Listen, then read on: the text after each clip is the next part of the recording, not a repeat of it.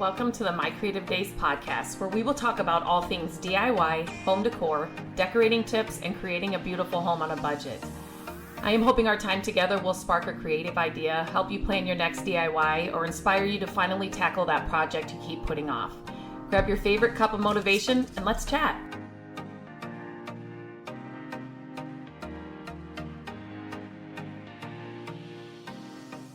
Hello and welcome back to the podcast. Today I am recording a podcast answering a question that came in after I shared some work that we're doing on the flip house that we got. So I shared the entire story about how we got this house.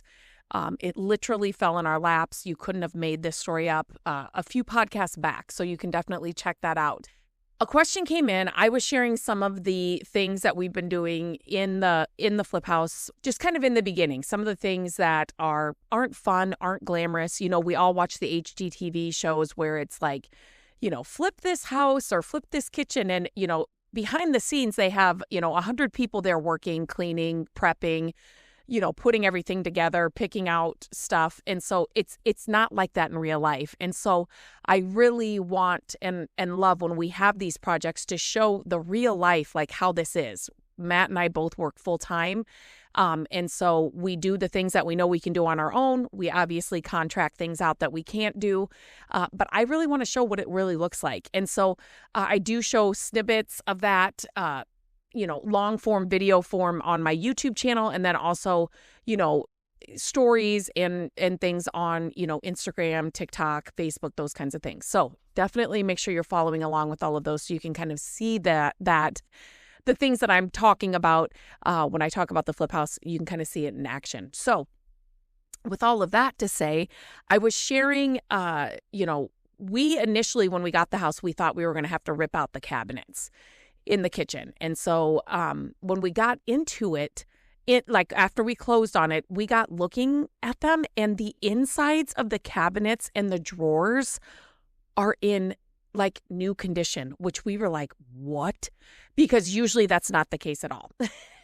Usually the insides are worse than the outsides in projects that we've had. So we couldn't believe it. And then we got to looking to the outsides of the cabinets and we're like, they're just dirty.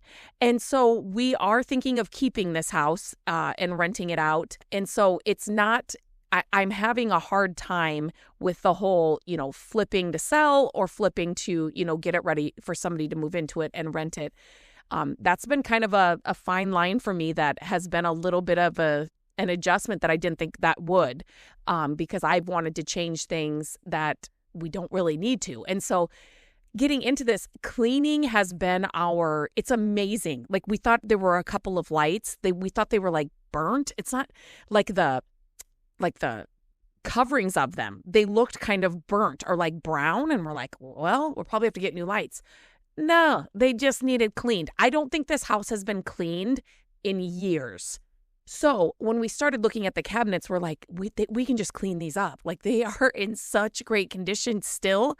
We just need to clean them up, maybe change the hardware, and they'll be good to go. We still need to get countertops. But anyway, so I was kind of sharing that, and it took days for cleaning these cabinets. I'm telling you. So when you see a kitchen done in 1 week on these shows, it's not like that. So it took days of cleaning, and this is not a big kitchen. And so somebody asked, how do you clean kitchen cabinets? Like, how should I be cleaning my kitchen cabinets? So I thought I would share what I do and how I like to clean the cabinets, because somebody else might have this question. So first of all, you have to know that grease, grime, and everyday wear and tear can take a toll on your cabinets. So even like not on a flip house that needs work like this, but even on your own cabinets, it's amazing what collects on your cabinets. So especially if you have like your taller cabinets, take your finger along the top, like the top of the door of your cabinets. Just feel that. And we don't do a lot of frying, or it's not even like, you don't think that you have to be, people that fry a lot of food or whatever, on their, it's not that. Like it just over time, it collects all that. Just keeping up on it And I should tell you, maybe don't do that to your cabinet. Don't test that out, because it's one of those things that it's like it needs to be done, consistently to keep up on it. And when you know that it's there, if you're like me, a little OCD about that, it drives me nuts. So anyway, kitchen cabinets are exposed to so much more than dust. It's, it's grease splatters, it's sticky hands, even with teenagers and a husband. It's like they have something on their hands and they don't wipe it off fully, and then they go touch like the refrigerator or the cabinets, the handles and the doors. And it's like, please. And even cooking odors can settle into the wood over time. So, and if you don't clean your cabinets right, it can strip the finish, discolor the wood, or even cause warping if there's too much moisture. So I'm just going to kind of share what I did with the cabinets that I'm working with now. And this is just good to do with your own cabinets as well. So what you'll need is a soft, like Microsoft, like a cloth or a sponge, a gentle dish soap, something that cuts grease but isn't overly harsh, like a Dawn dish soap, warm water, white vinegar, baking soda. They say vinegar's really good at cutting the grease, sometimes even more than like a Dawn dish soap. So baking soda is great for an abrasive, a bucket or a bowl. And then you want another cloth for drying. And then I am not gonna, wood polish or a mineral oil for conditioning. That's going to depend on your cabinets, and anything like that. It's going to depend on the finish on your cabinets as well. So that's something else to take into account. So this is just kind of a general, what I'm talking about in this podcast is just kind of a general overall type of thing. So definitely you're going to want to know what your cabinets are made out of, what finish they have on them.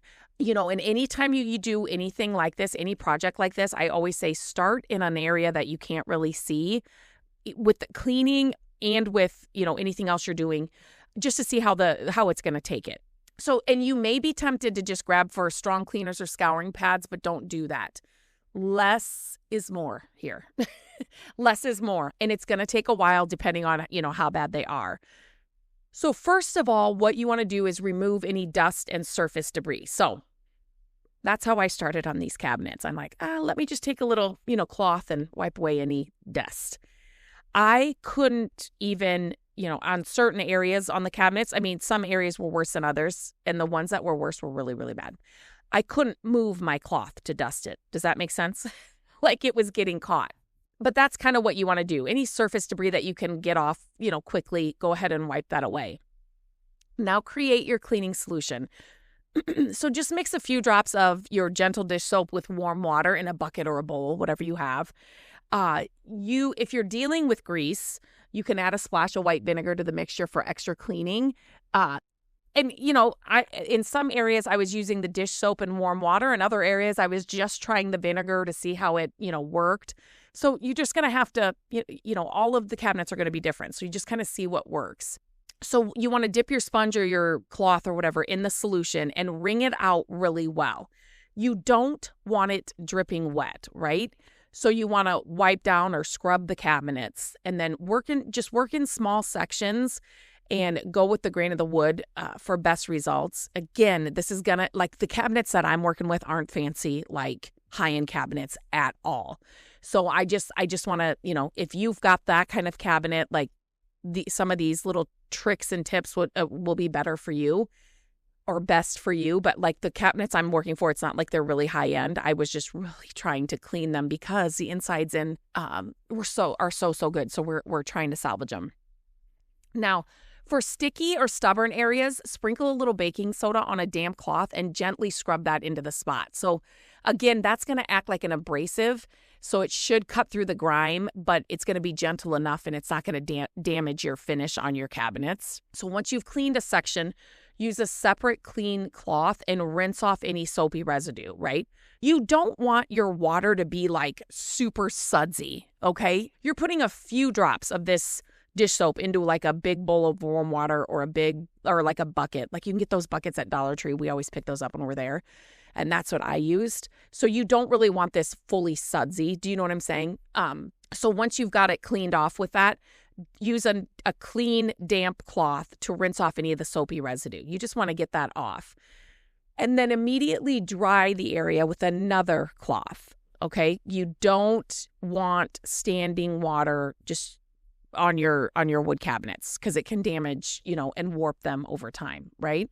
If the cabinets look a little dull, this is, I debated about putting this in here because every cabinet's going to be different. So I guess what I'm going to say here is if it looks a little dry or a little dull after cleaning, maybe contact the manufacturer of the cabinets or, where you bought them and see if you can use something like a wood polish or a mineral oil or something to bring back the shine and protect the wood. But again, this is going to depend on what kind of cabinets you have, what the finish is.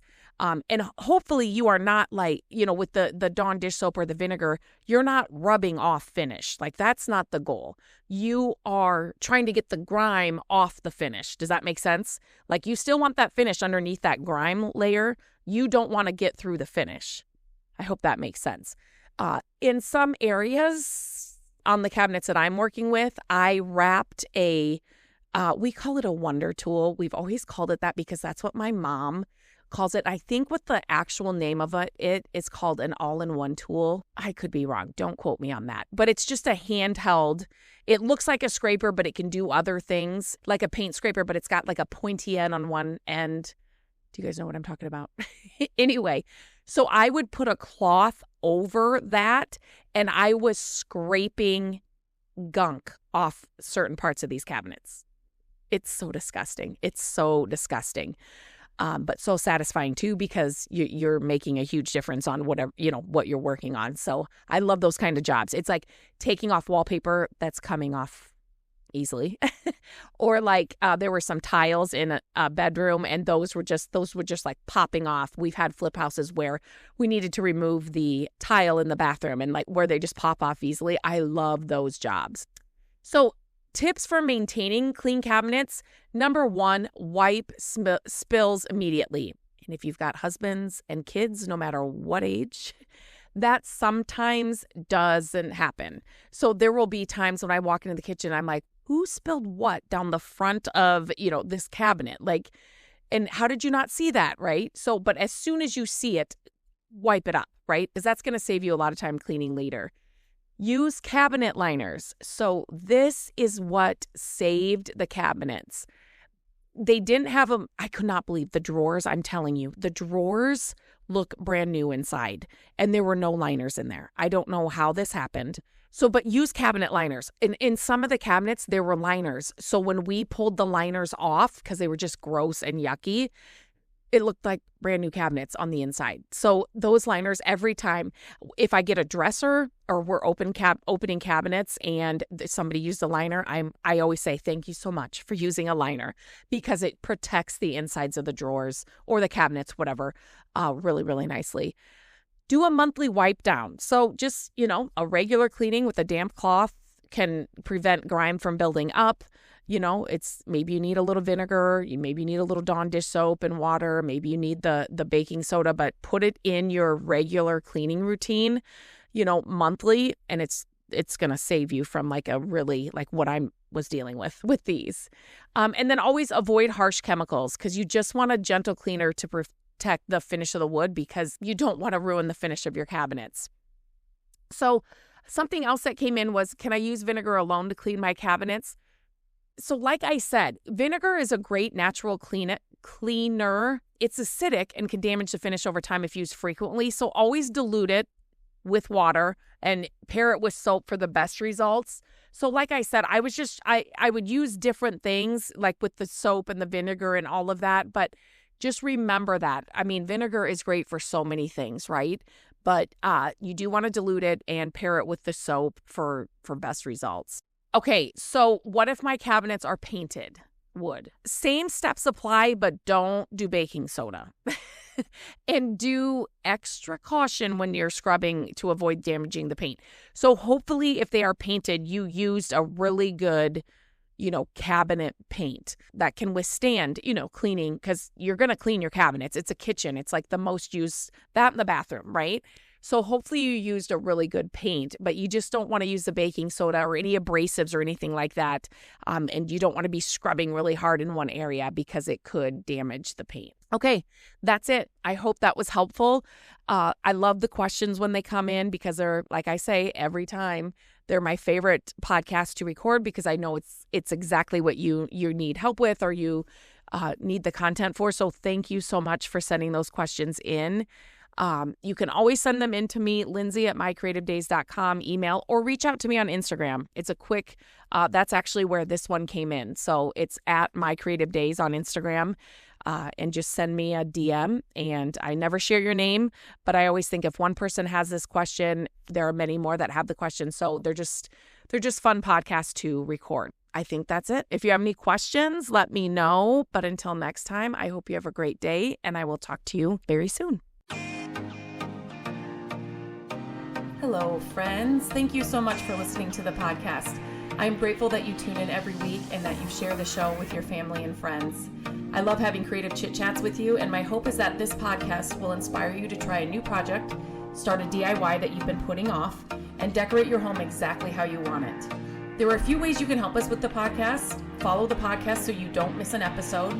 And if you could take a few minutes to leave the podcast a review, that would help us so much. Again, thank you for being here, and I look forward to our chat next week.